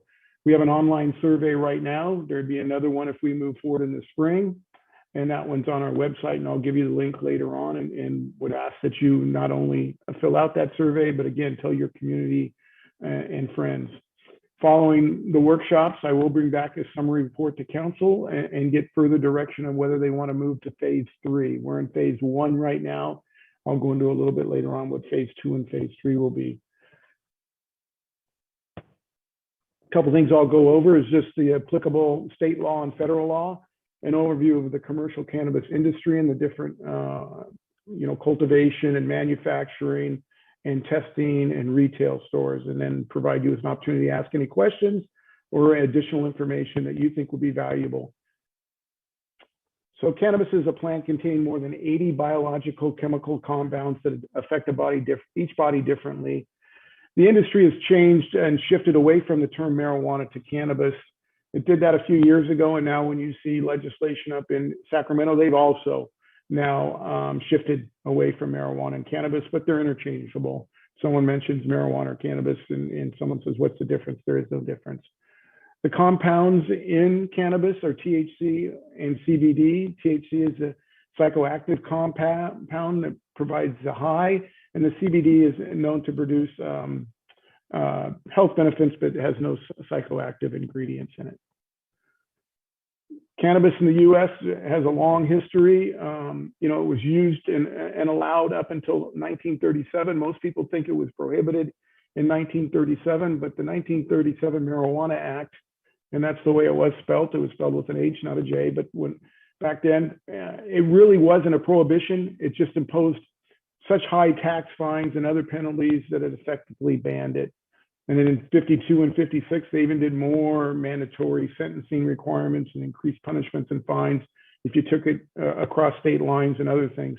It wasn't until 1970 that it was listed as a controlled substance, and that's where it's been since then. It's a class Schedule 1 drug along with heroin, LSD, and ecstasy and mushrooms. There's currently legislative pending to delist it from a controlled substance. There's probably been a bill in the last 5 years that they've tried, and it still hasn't passed federal law to remove it as a controlled substance. In California, in 1996, Prop 215 provided protections against prosecution for medical marijuana if you had a doctor's prescription. That's where I really became involved with this subject matter. Around that time, I was with a town and cities and was on a state committee to come up with regulations from Prop 215 and proposed legislation at that time, and was on that committee until I came to Los Gatos. When I got to Los Gatos and it was prohibited, there was no reason to be on that committee. But many of the cities and towns I worked for before I came to Los Gatos were trying to find a way to allow for the use of medical marijuana and dispensaries in their towns. And that was that 2015 was the Medical Marijuana Regulation and Safety Act, which developed statewide regulation systems. And I will say the state does, I think, a very good job, not only when it was the medical marijuana, but today in regulating licenses. I get an email probably once a week from the state asking about our regulations and asking about a certain business that wants to try to do business in Los Gatos. I just got one, but it was not within our jurisdiction, even though it had a Los Gatos address. It was in Santa Cruz County. So I informed them that they need to contact Santa Cruz.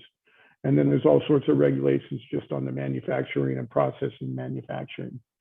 But in 2016, the landscape changed altogether. Prop 64, the voters legalized recreational marijuana in California. And it really opened it up with many cities that had prohibited, now deciding to allow for retail or cultivation or manufacturing of cannabis. For the town, it did not. It still went with a prohibition, even though it really never had any type of input from the public. The council just decided to continue on with the prohibition of allowing for any type of cannabis in town. Statewide, what was Prop 64 statewide? It passed by 57.1%. Santa Clara County was 58%, and the town was 62% of voters supported legalizing the use and sale of cannabis.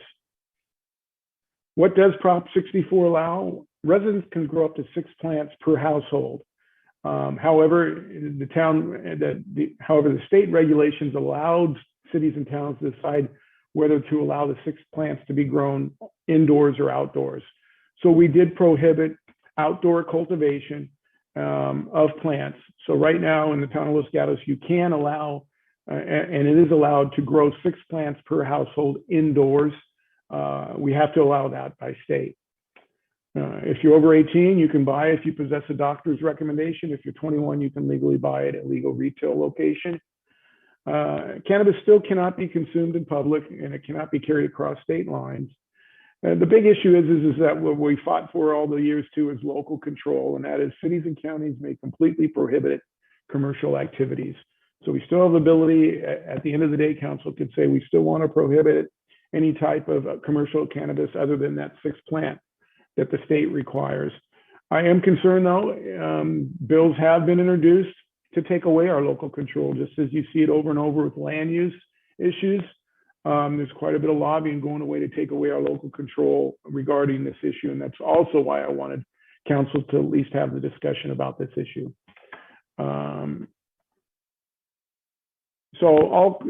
Like I said, licensing requirement is very robust. All of them are required to have state license. Each one is only valid for a year, and each location has to have a different license. Where are we right now? I've mentioned we prohibit the establishment or operation of any businesses, regardless of whether it's cultivation, production, processing, retail, or any time except for that 6 plants. Here's a kind of a crude map. I know it's probably pretty small to see, but it shows where the cannabis industry is in the region. You know, there's 28 delivery locations and 41 dispensary locations. There's a lot of overlap, you know, of those 21 dispensaries. Most of those are where the delivery locations are.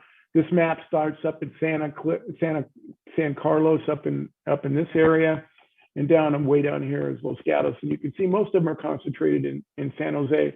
San Jose currently has 16 dispensaries, retail stores, and they're in the process of granting 16 more. What they're doing is allowing the 16 that are in San Jose that have license and are in good standing to establish a second location. Not all 16 are in good standings. They might not be paying their taxes, or there might be other conditional use permit violations. So there might not be 16, but there could be very close to that. And another reason why I wanted to bring it, this issue forward is talking to people in the industry. Where are they looking to expand their 16 locations? Is right on the border of Los Gatos, right on the border of Campbell, right on the border of Santa Cruz. Right on the border of Saratoga and Cupertino, because those are the cities around us that don't allow it. So if the town does decide to continue to prohibit it, we could have an area in some of our areas of town where right across the street is San Jose, and there would be one right across the street, but we wouldn't gain any tax benefits. So commercial industry, as I mentioned, there's different ways: cultivation, processing, manufacturing, testing, distribution, and retail sales. When I look at our town and the size of it and the fact that we don't really have any ag land and our industrial zone is so small, I don't see any place that cultivation, processing, and manufacturing, testing, and distribution works. I think the big one we'd be looking at is retail, but also I'm just opening up to hear everybody else's ideas on that. You know, indoor cultivation, you have to have grow rooms and greenhouses. Those have to be fairly large in order to be able to grow enough. And it takes soil and water and heating. And then with outdoor cultivations, obviously soil, land, fertilizers, and waters and pesticides. And although on the last one we were showing vineyards, I don't think our town, it's not like other areas in the Santa Cruz Mountains or in, up in Humboldt area where we have large swaths of agricultural land that allowed for it. So I don't see that ability. And with manufacturing, it also requires large industrial areas, drying and harvesting and heat and pressure. And so I'm going over those fairly quickly. Testing is really laboratory work. There might be, I haven't done enough research as to how big of an area they would need and what some of the environmental impacts would be of testing. But I also don't believe there's any real revenues that would occur from the town in allowing for the testing of the marijuana to help the town in a revenue source. So let's get into the revenue, the state taxation. The state currently has an excise tax of 15% of the gross sales. So right off the top, the state gets a 15% excise tax. So on a $100 purchase, they're already grabbing $15 of that. There's also a cultivation tax per ounce and per flower. And then the other sales tax on this is you've got your 9%. So you have your 15% and then the 9%, which 8% goes to the state and 1% goes to us. It's a little bit, not quite those, I'm rounding the numbers up. But that's basically right now it's being taxed, up to 15 plus 9%. And that's if you don't have a local sales tax, which all cities and towns that have allowed for retail stores place a local tax, a sales tax, a business license fee. And now the latest is they're actually doing development agreements. Redwood City and Mountain View are both entering into development agreements that not only would the business be taxed the 15% I mentioned, the 9% sales tax, they also require a 10% sales tax. And you can even enter into that development agreement that might provide other community benefits to clubs, to parks, to whatever the town believes it can negotiate through a development agreement. It's real tough for me to estimate what future tax revenues would be. I don't have access to that. I can look at budgets and CAFRs, but I can't see what an individual business pays to the city and the state. For example, the 16 in San Jose, I can't figure out which one each one does make. But I do know in San Jose, with 16 dispensaries, the revenue that's been brought in is 17 million. So that means each retail store is paying an average of 1 million. But I also know there's a retail store in San Jose that's paying approximately 4 million to the San Jose in sales tax, development agreement, or other benefits to the community. So obviously there's a wide range of what these retail stores can make. Someone pointed out that they don't make as much as you think and gave me Oceanside, which for their 2 retail stores that they allowed, the revenue generated was estimated to only be $250,000. If you know where Oceanside is, the economic diversity in that is quite different than ours. It's a military town, so I'm sure there's restrictions with drug testing for all the military. So I don't see it's a comparison to ours. In phase 2, though, if council does move forward with it at the beginning of next year, one of the recommendations would be that they hire someone like HDL that has access to all that information from all the other different cities and can do research about the size and location, and the number of people that use cannabis in our town to give us a real good estimate of what we would be making if we were to allow them. It also allows under these regulations, it allows us to determine. It's not like other ones where we say, okay, we're going to allow salons and you don't limit the number. Every city and town limits the number.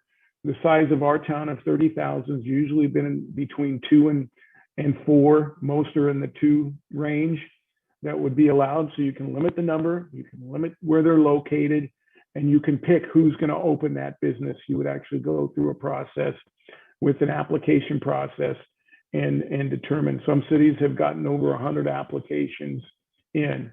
So it's a little different than your other business. You can actually decide who's going to be doing business in here based on a criteria. But, you know, just looking at it, it could range quite a bit to down to much less. And so, you know, talking about possible community concerns, there's public safety impacts that you hear about. You hear about impacts to youth, noise, lighting, and odor impacts, environmental impacts, and traffic impacts if you were to allow retail stores in town. The public safety impacts, you know, there's ways to mitigate that. In 1996, almost every single police chief was against retail cannabis stores. Now, most of them realize that they can be mitigated. You can do that by limiting the hours of operation. You can locate them away from residential neighborhoods, surveillance systems, security guards, and compliance inspections. A perfect example, you know, I get asked all the time, where do you believe a location would work in town? And, you know, in most cities and towns, they're in an industrial zoned area. Our problem is our industrial zoned area is very small and it's bordered by real close to residential areas. It's not like San Jose that can go on for, you know, blocks and blocks and blocks, and you're still in an industrial area. So that's a concern. But one of the questions I was asked is where Linden Plaza is they have trouble getting tenants down below underground there underneath Main Street Burger and Willow Street. And someone asked me if that would be a location that one might be able to go in. And my thought was no, for all of these different impacts regarding parking and traffic and police not being able to do drive-bys to see, you know, if there's anybody loitering around the business. So it is important where we would, but most of those impacts can be mitigated. The impacts on the youth, you know, it's concerning. You know, I worked very hard on a tobacco, no smoking in the commercial area. And we also did a tobacco retail licensing where we got all flavored cigarettes out. And a very strong licensing requirement that they have to go through in sting operations that it's been about 3 or 4 years. So what is the message we're sending to youth when we do all that work, but then we turn around and allow cannabis retail stores in town? But you can limit their hours of operation, and you can, like we did with our tobacco, any new tobacco stores, or even if there's a change in ownership, they have to stop selling cigarettes if they're within a 1,000-foot buffer of schools, youth centers. You can regulate signage and appearance quite a bit now. You know, the old days of when, you know, you really could know when you were driving by and there was a cannabis or medical marijuana store, either because of the red cross or the green cross or the big leaf. You can regulate all that now. And the example I use is this one in San Luis Obispo called Megan's Health Store. And you really cannot tell when you drive by that it's not just a health store and it's actually a cannabis place. So that helps with impacting youth in that they don't know what type of business it is. There's always noise, lighting, and odor impacts. Those are usually limited to the cultivation and manufacturing. And there are ways to mitigate that if we were to allow it with odor control system and limit the cultivation indoors and requiring exterior lighting standards. You know, just other environmental impacts. And again, most of these deal with cultivation and manufacturing because they require energy and water, but there are ways that you can conservation measures put on those that would mitigate those impacts. To me, the retail store, the biggest ones that I see that I've been able to get tours of would be traffic impact and parking impacts. The traffic impacts, you know, there's quite a bit of traffic that go to these dispensaries and these retail stores. And so if we were to do regulations, we have to make certain that there would be adequate parking. And is that going to be compatible if we say they have to be in industrial zones? When our industrial zone, a lot of that don't have adequate parking to begin with. And so that's something that would be in phase 2 is really analyzing, you know, where it would fit and how it would fit and how you could mitigate the traffic and impact. what's the group discussion about? What should our objectives and goals be with respect to cannabis? What are we trying to accomplish? Is it just a revenue generating measure, or is it to provide a service that we're losing, that people have to drive to San Jose to obtain? And that's some of the questions we ask in our survey. What should the town's vision be with regards to the business districts and adjacent neighborhoods?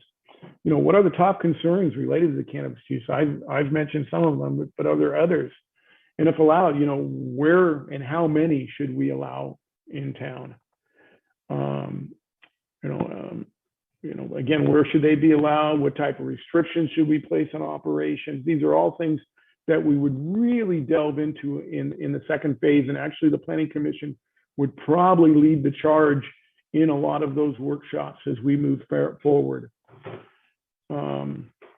So following this meeting, like I said, I'm going to provide a summary report in December to council saying, that I've gone to them. Here's the survey results, and here's where, if you want to move to second phase, and second phase would be hiring a financial consultant and a regulatory consultant to help us through with the regulations and how permits would be allowed, and what's the process you'd go through. And council is going to decide whether they want to move forward to the second phase, and that second phase would be from January probably to April or May. If we could get done by April or May, that would be an excellent time, because then what we have to do is go back to council and say, do they want to put this on the ballot? And we would have a deadline to put it on the ballot in the June timeframe. And that ballot measure would be heard in November. And that ballot measure wouldn't be whether you want to have cannabis dispensaries or retail in town, because that's a land use issue, and council makes that decision. But the decision is whether to tax it. And in 99 out of 100, they've all passed those tax measures. But if one didn't, then council would have to make the decision: do you still want to have the cannabis retail businesses in town without that tax measure? But you wait and see, if the community wants it. My feeling is that if the community was to vote down a tax measure, then they're really voting down that they don't want retail stores also. So I doubt council, most councils would not go against the wish of a tax measure if the council didn't want it. There'll still be plenty of time for public input. That's why I wanted to start it now. We do need additional revenues. That's the big focus of Finance Commission. There's always the traditional parcel taxes or sales tax increases. People call this a sin tax, and that's why it has such a high rate of passing, and that if you don't use cannabis, it's not going to affect you whatsoever because you wouldn't be taxed.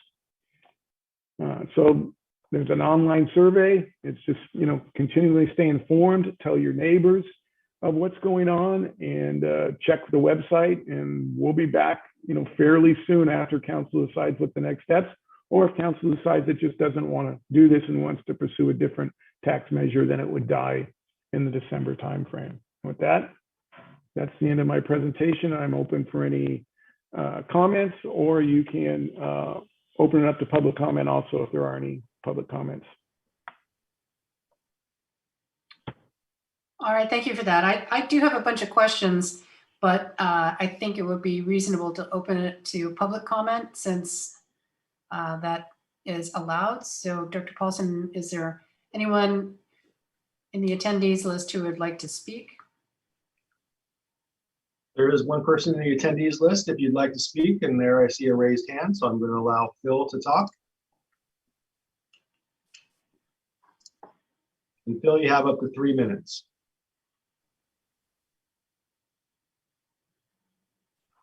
You can unmute yourself and then you'll be able to speak.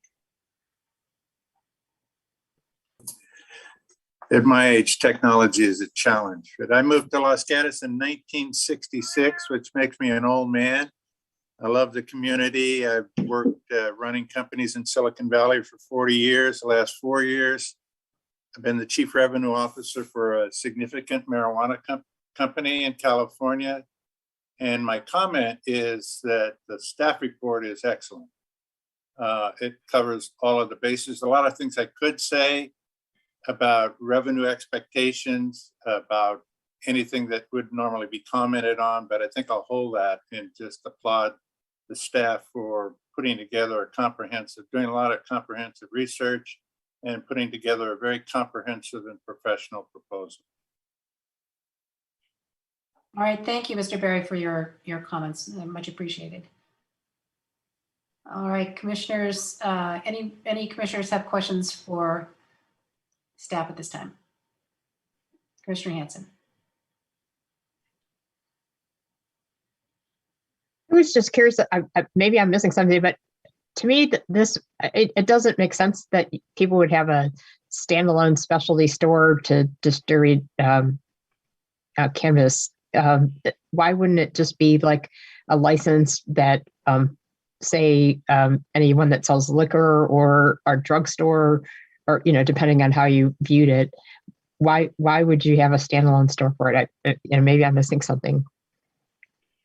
So in our regulations, we wouldn't allow that. If we allowed certainly if the state takes over and deregulates it completely and allows anybody to sell it and become a licensed retail sailor of it, then they could, but you have to go through the state, obtain a state license, and then you'd have to take, right now they couldn't do it because we prohibited any sale of retail cannabis.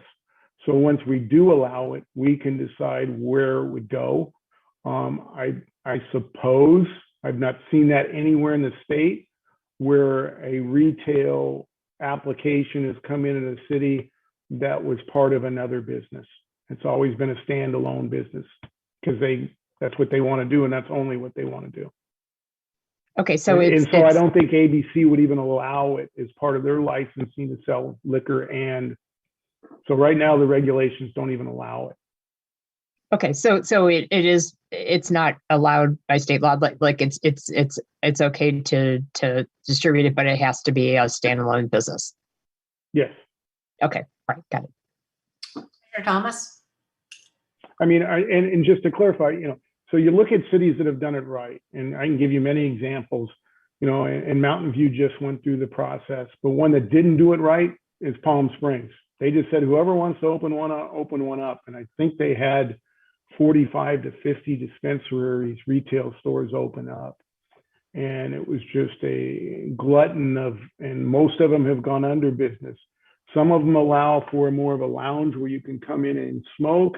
They have concerts there. You can do all sorts of other things. I've never seen one that serves alcohol also, because I believe ABC wouldn't allow that at this point in time. So, the models you look at are the cities that have done it correctly, and all of those limit the number, and they are standalone cities. And for example, Mountain View went through this whole process, but at the end of the day, they only allowed 2 delivery businesses to come in. So those businesses will be brick and mortar buildings, but you won't be able to go to that store and actually purchase it. You can only call up or go online and order it from them, and then they'll come deliver it to your house. What Mountain View was doing was taking a baby step. They weren't sure about the secondary effects of having the retail dispensaries. And what this does is at least it captures some of the revenue, because if you call, not right now, from Los Gatos to the store in San Jose and ask for delivery, you don't get any of the sales tax or the extra tax. San Jose gets it all. So it was one of their steps they've done. Like I said, Redwood City is going through it right now and has done a real good job of their process also. So there's good models out there and bad models. All right, Commissioner Thomas, did you still have your hand raised? Oh, yes, I was just gonna say that I think that there's some some of the legality of the distribution or sale with other businesses has to do with the financial aspect and the federal laws and regulations too. So I think that prevents the combination of being able to do it. So that's why they're standalone businesses, I believe. Yeah, that's the first time I've been asked that question, but I'll look into it, Commissioner Hanson. It's a good question as to, why they don't. It might just be a maturity issue as well.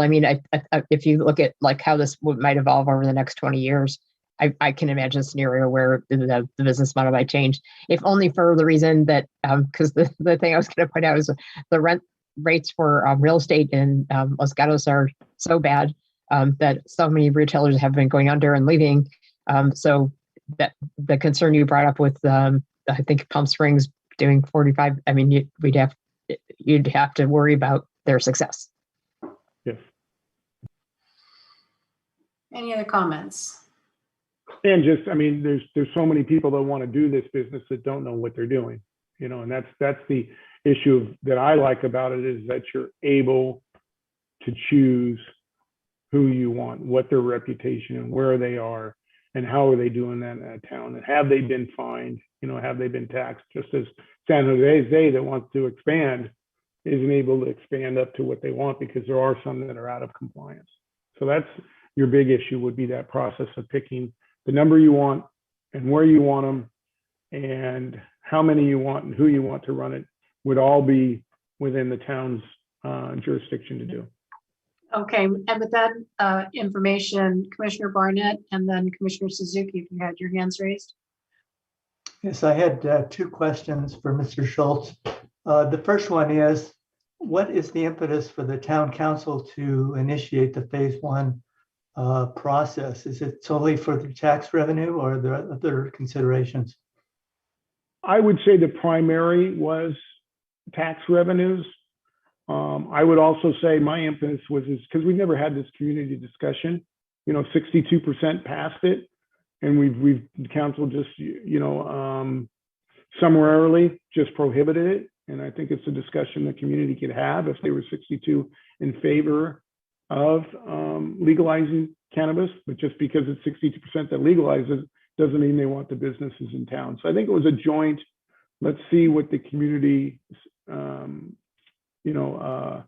responses to this, and also, but certainly tax revenues is a very high priority for council. Thank you. All right. My second question, if I may, relates to the federal law prohibiting cannabis, and how does that reconcile with the state law that permits local control? Yeah, it's a real good question that we're always, fighting with.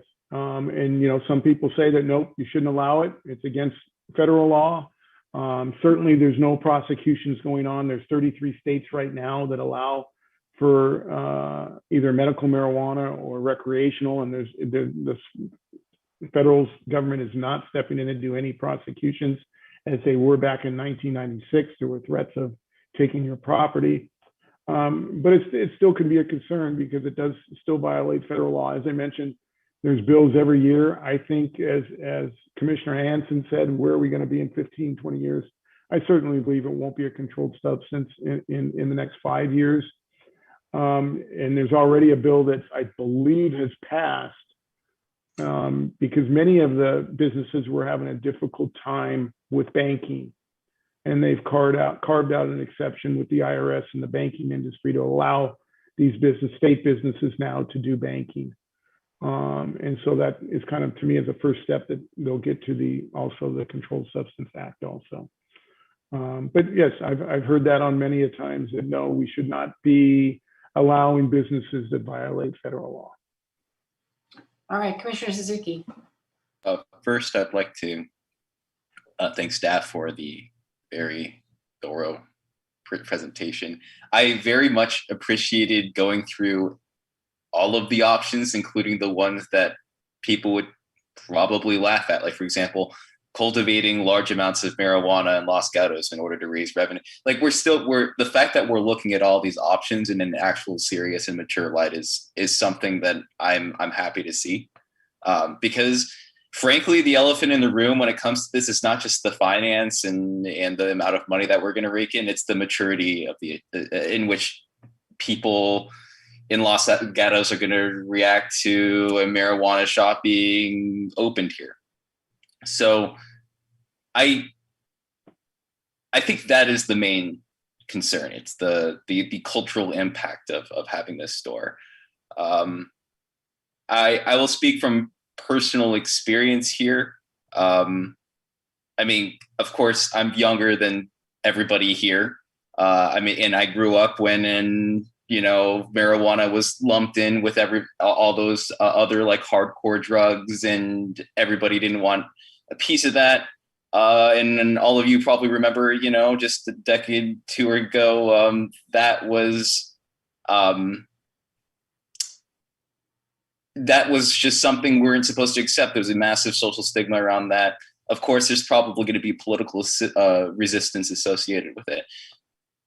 But if we think about more than just the cultural aspect, and we think about maybe some of the potential material benefits that are associated with it that are not just financial, like, for example, services that we can provide to the town. There are a lot of people that go, I know a lot of people personally, they go out and they use medicinal marijuana. They don't really use it recreationally, they use it medicinally, who live within Los Gatos, who, drive 20 minutes out of town in order to get something. And they largely use it for its analgesic properties because they don't want to use opiates. Like, it's just to be direct. It's well known that there is a relatively aged population within Los Gatos. There is a large population of people who need some sort of medication in order to function in their day-to-day lives. And cannabis has relatively low abuse potential. And I believe that in many ways it could add to the quality of life to our town. Thank you for those comments, and I do appreciate your age savvy awareness and helping those of us who may not be so along. So, but I did want to comment that I am trying to convince my 89-year-old mom to use a cannabis-based cream for her arthritic hands. So you're making a very salient point, Commissioner Suzuki, when we talk about using, the uses of marijuana components today are much different from what people perceived them to be when we were smoking a joint in the 70s, right? So I think we've come a long way, and that's a very, very important point to make. And I think these products would be of great benefit to our aging population. So that's a good point. All right. And all good points. In fact, I talked about CBD, but I've also learned in the past month that there's something called CBN. So the CBD is used for pain relief, but there's also CBN now, which is supposed to help you sleep, which is like Jeff was saying, is much better than, synthetic or other types of medication that you do take.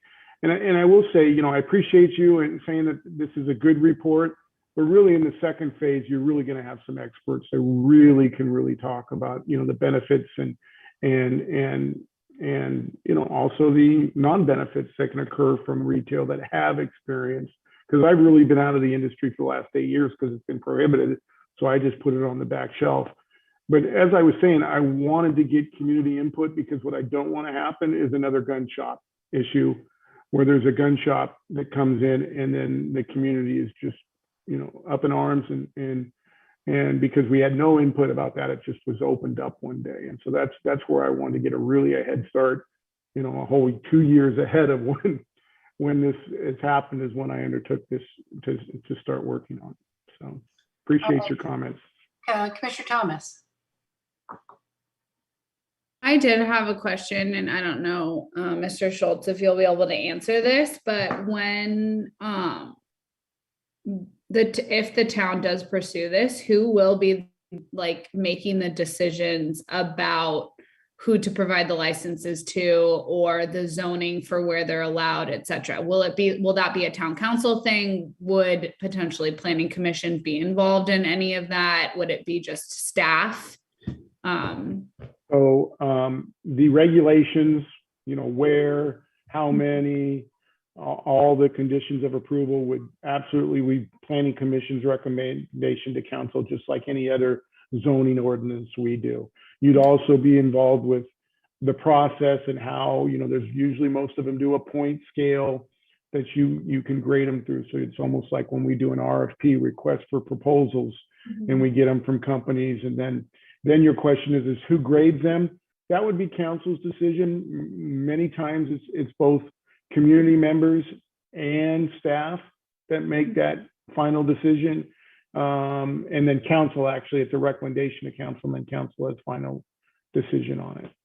Okay. So And then it's a pretty involved process to get there at the end of the day.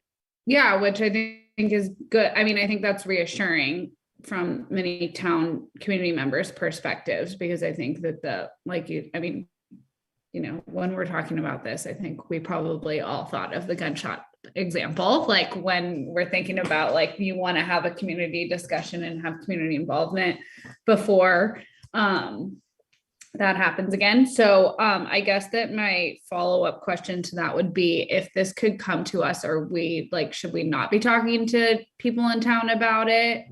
Or at this point, is it far enough away that we can, like, if anyone wants to engage, we're allowed to? I would not be giving your opinions on what you think is not, but I would definitely tell them that it came to Planning Commission. This is on the horizon. There's going to be many workshops. There's going to be community members. Tell them about the Survey Monkey. This Survey Monkey was done by me and was just taking a lot of different cities and towns. If we move forward, we would have a professional survey done where they're actually calling, so we can get, although this is one of our highest Survey Monkey responses we've had for the city or the town. So that's kind of interesting. We can't get anybody to participate in other ones, but they want to participate in this one. But you'd still really need to drill down, because for this survey, they do list their address, but it's not as scientific. So that would be one thing. I'd want a scientific study done to really know whether it's going to pass or not. So yeah, all of those things would be looked into. Okay, thank you. Commissioner Hanson. I was just going to say that in terms of, direction for moving forward. I mean, obviously the town council's already expressed an interest in pursuing this. And so right now it seems like there's a hypothesis that this might be a good thing for town and that it might be a good thing for revenue. And I love that the plan would involve tons and tons of community outreach, because I think we need to do a lot more of that on many fronts. And then, during that process, but given the fact that the passage rate in terms of the voting on legalizing marijuana was actually higher in Los Gatos than it was in Santa Clara County on a percentage basis, I think that's also part of the hypothesis that it might be of appeal, but it's pending a lot more detail and a lot more questions about how we do it. And then I would also say that, it isn't going to solve all of our problems, but I mean, we do have the death of retail as we know it happening as we speak. And so any ways we can invigorate our retail, that might be a piece of the puzzle. So it seems like it's worthy for further explanation. Thank you. Commissioner Tabana. Yeah, you touched on a lot of the points I wanted to say, Commissioner Hanson, but I'm really glad this topic was brought up. I was actually surprised to see it on the agenda tonight, but I did review all the slides and I do appreciate the thought and energy that went into it. I think it's an important discussion for our town. I do happen to believe that I think we're a little bit behind on this topic, especially considering retail, kind of going by the wayside recently, tax revenue going down. I was actually fortunate enough to be a part of the Los Gatos leadership group. I forget what it was called, but part of it was discussing how the town generates revenue. And it really kind of struck a chord with me how our revenue has been decreasing on a year-end basis. So I see this as a good opportunity, and I really do hope it does gather or gain steam here in December and moves forward for us to really consider moving forward, because it could be a potential to generate a significant amount of revenue where I'm not confident retail will pick up anytime soon in the near future. So this could bridge the gap until we figure out something moving forward. Thank you. Maybe a business can ground a mixed use development. Just bringing the general plan in. So I'm not sure whether you need anything more from us tonight, Mr. Schultz, but it sounds like we have a general endorsement for proceeding on to phase 2 from the Planning Commission anyway. We could take a vote if you wanted that. But no, that's okay. I mean, I think most in generally would like to see it just go to phase 2. They still have many concerns, as I do too, as to where and how it would operate and what the conditions were. Some have already asked me to direct, and like today from one of the commissions, emailed me saying, I'd really like to see a draft regulations. And I said, you're really getting too far forward. That's the second phase, and we would develop those and bring them back. And that was the Community Service and Health Commission that had those concerns. But most commissions, most social groups for this time are saying, yeah, it's something we should at least be having that discussion about. And, it might be the final day we don't, but, certainly I'm going to be recommending that we go to the second phase. All right, thank you for that presentation. It's very informative. Okay, so now we're going to move on. We will be hearing from the Director of Community Development. Thank you, Chair Janoff. Just a couple things. Just want to, keep plugging. The draft general plan is still out for circulation. We're still working on response to comments for the draft EIR and seeing what next steps for that will be. We kicked off the housing element effort last week with a housing element advisory board meeting. There'll be more to come on that. Encourage folks and you as well to get that information out to as many people as possible. So hopefully we can get a lot more engagement and involvement on the housing element than we had in the early days of the general plan. So that concludes my report, but happy to answer any questions. I do have one question, and that is we're closing in on the end of the year with only 2 formally scheduled Planning Commission meetings. We were anticipating seeing the general plan before the Planning Commission before the end of the year. Do you think that's even on the horizon, or is this something that's going to get pushed in 2022? We're still looking into that with the environmental impact report, trying to get that finalized. But it's looking like it is more likely that it's going to be in the first of the year that it'll get to Planning Commission rather than before the end of the year. All right, thank you for that clarification. All right, now finally, we have subcommittee reports. In addition to service on the Planning Commission, members of the commission serve on several town committees. Do we have any reports tonight? Oh, yes, Commissioner Hanson. Well, Director Paulson did mention about the Housing Element Advisory Board. The Housing Element Advisory Board is composed of all of the members of the General Plan Committee, which includes myself and Chair Janoff and Commissioner Thomas, for at least for this year. And then additionally, 4 additional members were appointed by the Town Council. And so when we had our first meeting, it was actually great. And it looks like a very good and smart and thoughtful group of people that are going to work really hard and try and do the right thing. It was echoed by many, many members of the Housing Element Advisory Board that it'll be a paramount importance to get substantially more community involvement than we had with the general plan until recently. And we need to have that from the get-go with the Housing Element Advisory Board. But I think that can happen with the encouragement of everybody on the housing element and the cooperation of our staff. I also thought it was fantastic to hear from our consultants that they have this some software. We didn't get to see a demo of it, but apparently the software will enable not only people from the Housing Element Advisory Board, but anyone in town. They can see kind of where housing might be as we're going through the decision of where housing might be that we're going to submit to the HCD.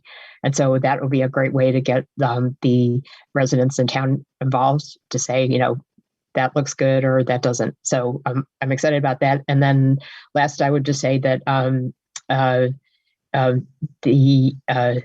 as a vote of, I hope, confidence for what we've been doing in the past, the Housing Element Board did appoint Chair Janoff and myself as the chair and vice chair of the Housing Element Advisory Board.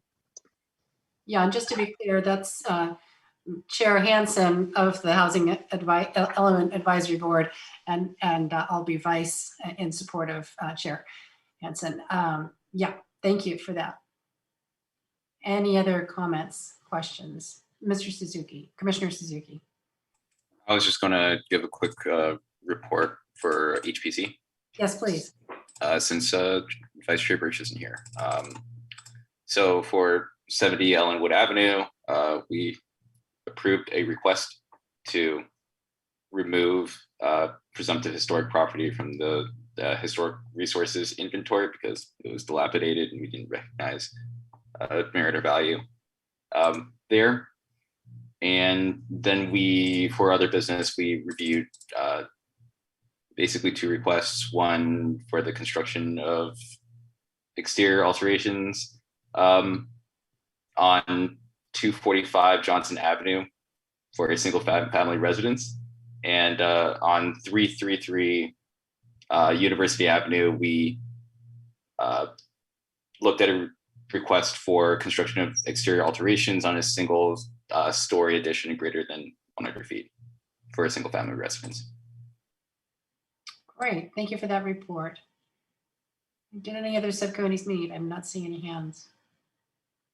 All right, well, thank you for that, and thank you for your service to the town and your participation tonight. I appreciate the discussion and the thoughtful contributions to our matters, but this meeting is adjourned.